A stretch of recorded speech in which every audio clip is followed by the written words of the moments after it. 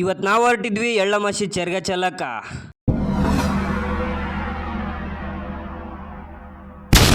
Hello guys, ಎಲ್ರಿಗೂ ನಮಸ್ಕಾರ. ನಾನು ನಿಮ್ಮ SMNJ ಕರಡಿಗ. ಹಿಂಗಿದ್ದವನು ಬೆಳಗ್ಗೆ ಹಿಂಗ್ ರೆಡಿ ಅದೇ.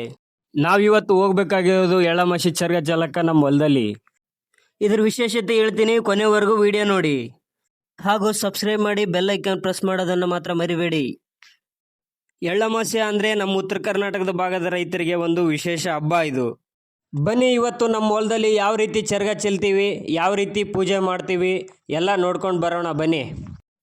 ಹಾಗೆ ಈ ದಿನ ಮಹಾಭಾರತದ ಕುರುಕ್ಷೇತ್ರ ಯುದ್ಧದಲ್ಲಿ ಸತ್ತಿರುವವರಿಗೆ ತರ್ಪಣ ಬಿಟ್ಟಿರುವ ದಿನ.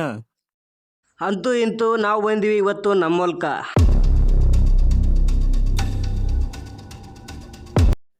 ಚೆರ್ಗ ಅಂದರೆ ವಿಶೇಷ ತಿನಿಸುಗಳು, ಖಾದ್ಯಗಳು ಅಂದರೆ ಜೋಳದ ರೊಟ್ಟಿ, ಶೇಂಗಾ ಹೋಳಿಗೆ, ಉರುಡದ ಹೋಳಿಗೆ, ಬದನೆಕಾಯಿ ಪಲ್ಯ, ಅನ್ನ ಸಾಂಬಾರು ಇವೆಲ್ಲವನ್ನ ಮಾಡಿ ಉಂಡೆ ಉಂಡೆಯಾಗಿ ಹೊಲದಲ್ಲಿ ಚೆಲ್ಲುತ್ತಾರೆ.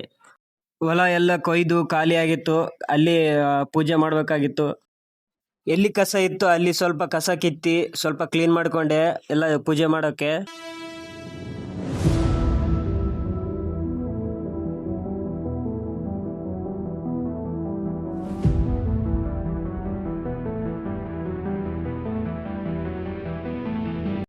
ಕೆಲವೊಬ್ರು ಹೊಲದಲ್ಲಿ ಬನ್ನಿ ಗಿಡ ಇದ್ರೆ ಅದರಲ್ಲೇ ಹೋಗಿ ಪೂಜೆ ಮಾಡ್ತಾರೆ. ಅದ್ರ ಕೆಳಗಡೆ ಮೊದಲು 5 ಕಲ್ಲುಗಳನ್ನು ಹುಡುಕಿ ತೊಳೆದು ಪೂಜೆ ಮಾಡೋಕೆ ಇಡಬೇಕು.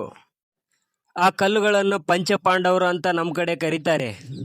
ಯಾಕೆ 5 ಕಲ್ಲುಗಳನ್ನು ಪಂಚಪಾಂಡವರು ಅಂತ ಕರೀತಾರೆ, ಯಾಕೆ ಪೂಜೆ ಮಾಡ್ತಾರೆ ಅಂತೇಳಿ ಕಾರಣ ಹೇಳ್ತೀನಿ ಕೇಳಿ.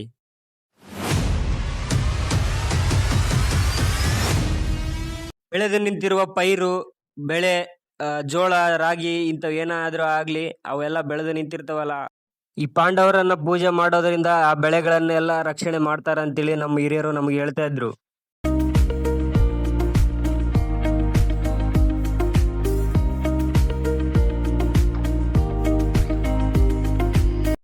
ಈ ಹಬ್ಬ ಪೈರು ಅಥವಾ ಬೆಳೆದು ನಿಂತಿರುವ ಸಂದರ್ಭದಲ್ಲಿ ಬರುವ ಹಬ್ಬ ಆಗಿದ್ದು, ಆದರೆ ಇತ್ತೀಚಿನ ದಿನಮಾನಗಳಲ್ಲಿ ರೈತರು ತಮ್ಮ ಬೆಳೆಗಳನ್ನು ಮುಂಚಿತವಾಗಿ ಹಚ್ಚಿ ಮುಂಚಿತವಾಗಿ ಕೊಯ್ಯುತ್ತಿದ್ದಾರೆ.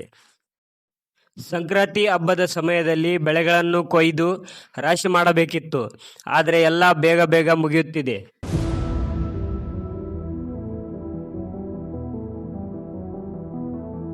ರೈತರು ಯಾವಾಗಲೂ ತಮ್ಮ ಜೀವನವನ್ನ ಹೊಲಕ್ಕಾಗಿ ಮುಡಿಪಾಗಿಟ್ಟಿರುತ್ತಾರೆ.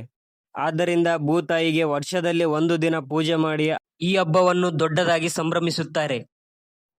ವರ್ಷದಲ್ಲಿ ಎಲ್ಲ ಹಬ್ಬಗಳನ್ನು ಮನೆಗಳಲ್ಲಿ ಮತ್ತು ಜಾತ್ರೆಗಳಲ್ಲಿ ಆಚರಣೆ ಮಾಡಿದರೆ ಈ ಹಬ್ಬ ಮಾತ್ರ ಹೊಲದಲ್ಲಿ ಸಂಬಂಧಿಕರ ಸಮೇತ ಬಂದು ಆಚರಣೆ ಮಾಡ್ತಾರೆ.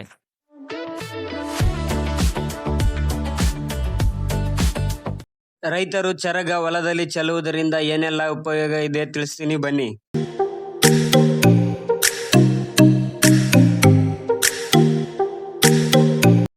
ರೈತರು ಚೆರಗ ಹೊಲದಲ್ಲಿ ಚೆಲ್ಲುವುದರಿಂದ ಭೂಮಿಯಲ್ಲಿ ಮಣ್ಣಿನ ಫಲವತ್ತತೆ ಹೆಚ್ಚುತ್ತದೆ ಮತ್ತು ಬೆಳೆಯನ್ನು ಹುಳುಗಳಿಂದ ರಕ್ಷಿಸುತ್ತದೆ ಎಂದು ಹಿರಿಯರು ಹೇಳುತ್ತಿದ್ದರು.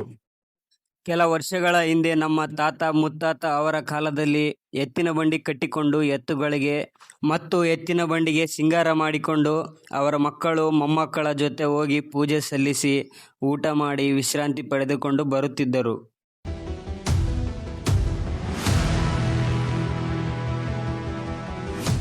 ಇವಾಗಿನ ಪರಿಸ್ಥಿತಿಯಲ್ಲಿ ಕೆಲವು ಕಡೆ ಕುಟುಂಬ ಸಮೇತ ಹೋಗುತ್ತಾರೆ, ಇನ್ನು ಕೆಲವು ಕಡೆ ಮನೆಯಲ್ಲಿ ಒಬ್ಬೊಬ್ಬರು ಹೋಗಿ ಪೂಜೆ ಸಲ್ಲಿಸಿ ಬರ್ತಿದ್ದಾರೆ. ದಯವಿಟ್ಟು ನಾನು ನಿಮ್ಮಲ್ಲಿ ಕೇಳಿಕೊಳ್ಳುವುದೇನೆಂದರೆ, ಎಳ್ಳಮಾಸಿ ದಿನ ಯಾರು ಪೂಜೆ ಮಾಡೋಕೆ ಹೋಗ್ತೀರೋ ಅವರು ನಿಮ್ಮ ಮಕ್ಕಳು ಮೊಮ್ಮಕ್ಕಳು ಎಲ್ರಿಗೂ ಈ ಚೆರಗ ಚೆಲ್ಲುವ ವಿಶೇಷತೆ ಬಗ್ಗೆ ತೋರಿಸಿಕೊಡಿ, ಇದನ್ನು ಮುಂದುವರಿಸಿಕೊಂಡು ಹೋಗಲು ಹೇಳಿಕೊಡಿ.